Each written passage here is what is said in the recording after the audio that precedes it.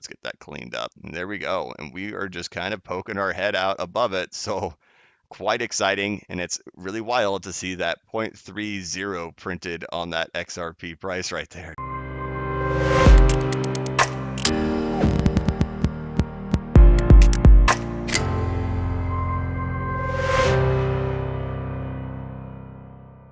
Hey, what's going on, everybody? This is the Blockchain Backer bringing you the latest cryptocurrency news and analysis. And look at that.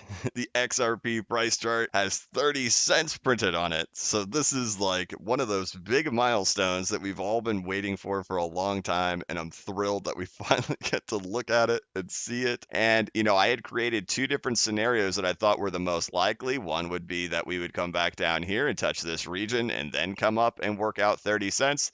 The other option was that we would break on out and work it and then go. Now, the other prediction I made that was kind of a wild one is that, 30 cents seems like a really likely place to insert some news. And on January 15th was when we had the conclusion of the court case, or at least the submission for dismissal by Ripple regarding, the lawsuit being brought on them that XRP is a security. I'd mentioned in that it would probably be 4 or 5 weeks before we heard anything. And also I've mentioned that it would be the most likely that it would be at that 30-cent price zone that we get that news released that XRP is not a security, or at least at a minimum that the case would be dismissed. So here we are, we're residing at 30 cents. If we take a look into the past, we could see that when we were in this exact same fractal, it did have to work out this price zone for a little while. So it wasn't something where, you cross 30 cents and suddenly it's all skies are clear. It took 5 days of working out this price zone before we were finally able to break it up and get out of it. So let's go ahead and kind of start drawing a few things out here on the chart. First things first is the Fibonacci retracement level. Obviously, it's this 0.382 we have talked about so much as being such an important level. We're sitting here working it. Last time when we had the same fractal, we got up, down, and really kind of grinded into it before doing a breakout of it. I'd expect the same thing. It's also where we have the highest level of volume printed on this chart. This is called the visible volume profile of the visible range, and the volume profile shows us right here that we've got the most resistance right here in this level, the most trading volume in this level. And there we go. Let's get that cleaned up. And there we go. And we are just kind of poking our head out above it. So quite exciting. And it's really wild to see that 0.30 printed on that XRP price right there. So very cool. Let's go back and look at this chart and we can kind of show it again. So right here is the previous fractal. I'm not going to do a whole kind of analysis on how this is the exact same fractal as what we're dealing with right now. I do have other videos on that. I'm sure I will talk about it again at some point, but just for time's sake, I'm not going to do it on this video. But this is the exact same fractal, the one we have here in 2017, as compared to the one we're dealing with right now from June of 2019 through December of 2020. And now we're kind of working our way out on the other side on the way up. And you could see here on this fractal that we did work out the 0.382 for quite a little while. So is it possible we do the same thing right now? Definitely. So it seemed like these kind of levels right here, these ones over here, were the ones that kind of held us down, but we worked this out and then we got our way up. So that seems to be what we are doing right now. Let's go ahead and throw a Fibonacci on this. And there you go. And we are working out the same exact zone right now with these two levels still right there. So expect a little bit of grinding out and working out. The real positive thing about this, okay, is that I like I said earlier, is that if we were going to break down to here, I would have expected it to do it from right there. Getting out above this level, I think, reduces the likelihood that we're going to go back down here. Now, I have to be careful with what I'm saying right here because there are people who are going to interpret that as we are not going back down there, and do they need to FOMO buy in at 30 cents? Well, hopefully you've been following this channel for a while now, and the time to be a buyer was when we were down in between 17 cents and 21 cents. Anything above that right now, it's up in the air, and I can't provide you trading advice on these short-term time frames because really this XRP price has been pulled down so far. It is so oversold just on a weekly time frame, monthly time frame, that trying to swing trade the volatility at these low of prices and trying to guess the daily movements of price, it's extremely difficult. I don't stand by these small price moves with an extreme level of confidence. The thing I have the extreme level of confidence was, picking the bottom. We had the 95% pull down. That was one thing that I said, this is it. I went hard right there. And, would I be going really hard right here now that this price has gone straight up to 30 cents?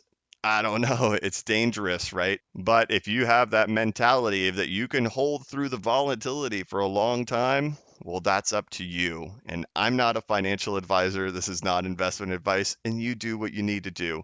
But I would say that it's much less likely now that we're going back to 21, 22 cents than if we had gotten stopped where we were. And let me show you that on just from a fractal perspective. Oh, geez. Just from a fractal perspective, we can come back down here to the past and see when we came back down here and started testing these lower levels again, it's because we got rejected up in here. It was before we ever got to this 0.382 Fibonacci retracement. We had gotten rejected from here way back down. So we came back and tested these lower levels. If we were going to do something similar to that, I would have expected that we would have gotten rejected right here before reaching the 382 and come down. So I find it less likely that that's going to occur now, since we've already come up and started testing this 382.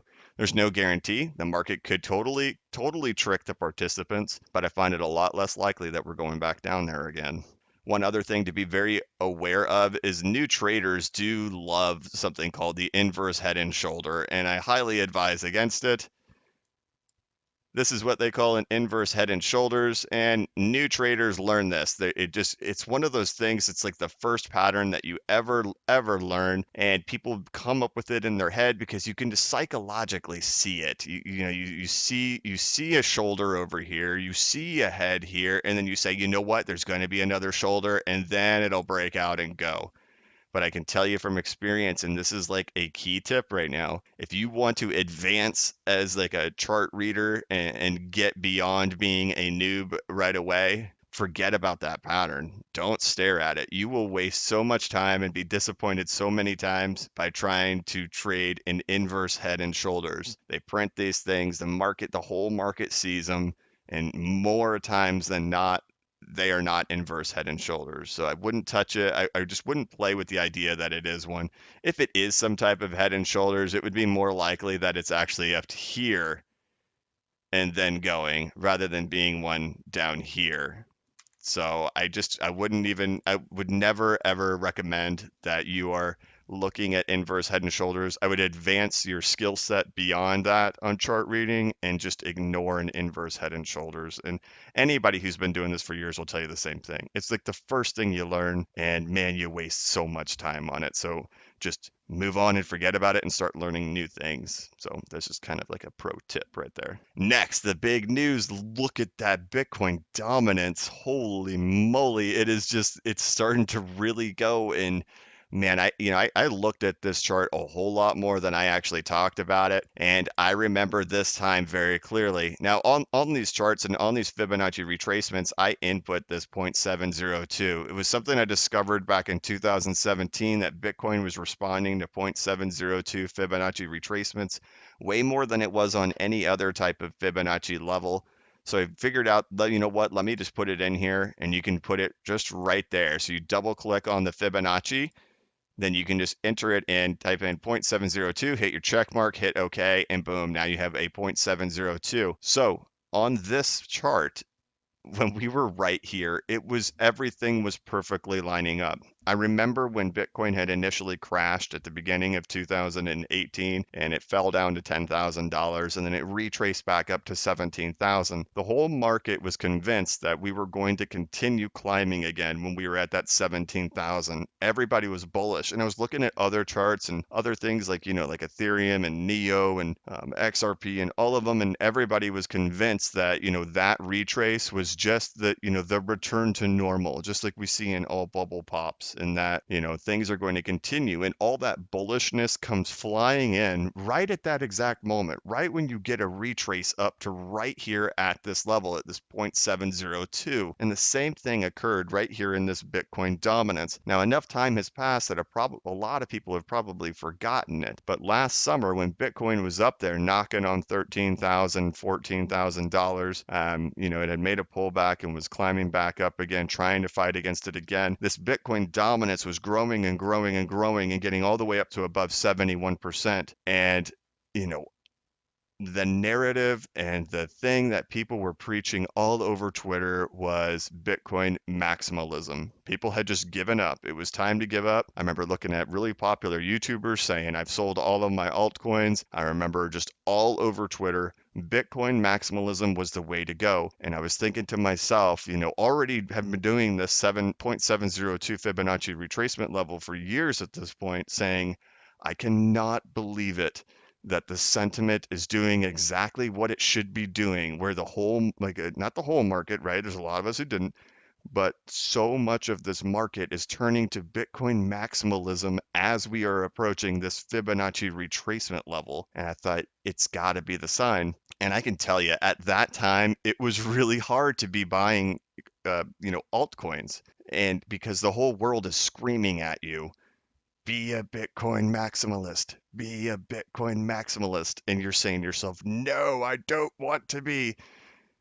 And the charts were just telling me, don't do it. Buy, buy, buy. Give up your Bitcoins. Don't worry about Bitcoin. Get altcoins. And sure enough, that ended up being the right decision to make. And we saw the same thing with XRP, and it's hard to believe it was just a month ago. The price was way down there in those teens, right? 17, 18, 19 cents. And, so many people, you guys remember this? Remember hashtag sold XRP? Remember that? That wasn't too long ago. Hashtag sold XRP, right? So when the prices just get swung so far in one direction and the sentiment is taken so far for the masses, I always find that it's the better decision to do the opposite of what the masses are doing. Right now, I don't think we have any type of sentimental swing that is super far one way or another. I still think there's a ton of optimism on Bitcoin, and you know, I think the people who are Bitcoin maximalists are living in fear right now. I think that's why you're getting these big names coming out trying to bash big altcoins and protect this Bitcoin name. And I think I think they're a little nervous of what they see on that chart. And if I was a Bitcoin maximalist, and to any Bitcoin maximalist listening to me, I'm sorry. If I was a Bitcoin maximalist, I would be terrified of that chart right there. But if I held altcoins, I'd be sitting here jumping and screaming, and that is what I am doing. Mind you, I do own some Bitcoin. Don't think that I don't. I do. I own, in my portfolio, it takes up quite a bit. I own Bitcoin.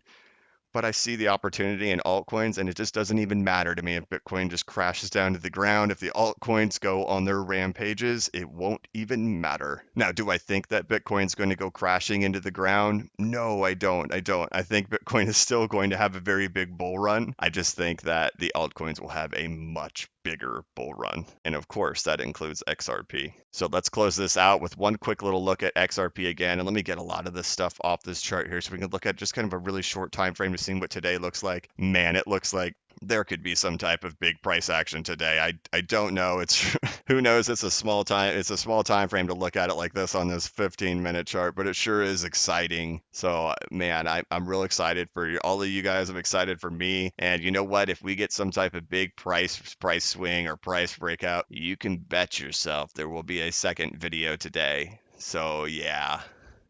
Very cool, guys. But all right, that's going to be it for now. So thank you guys so much for watching. Please like this video. Please give it a thumbs up. Subscribe to my channel if you haven't already subscribed to get notified of when I go live and create new content.